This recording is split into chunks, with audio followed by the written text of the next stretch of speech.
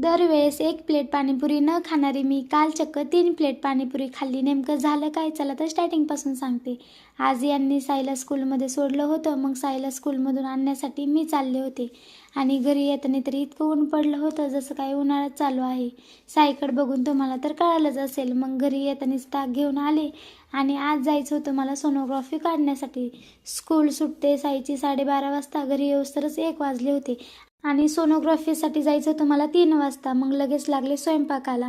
आणि कुठं जायचं म्हटलं ना की हमखास माझे कामच होत नाही लवकर. रोज लवकरच स्वयंपाक होत असतो, पण आज उठायला पण उशीरच झाला होता. मग पटकन बीन्सची भाजी बनवली आणि चपात्या करायला घेतल्या. मग पटकन स्वयंपाक बनवून जेवण करायला घेतलं आणि घरीच वाजले होते 2:45.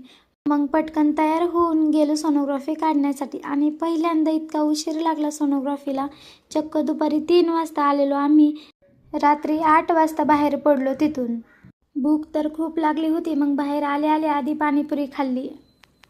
मग घरी जायला निघालो आणि तेवढ्याच साईचे पप्पा बोलले, चल तुला आकुर्डीमधले फेमस मोमोज चारतो. आणि खरंच खूप छान होते इथले मोमोज. आणि घरी यायला पण उशीर झाला होता.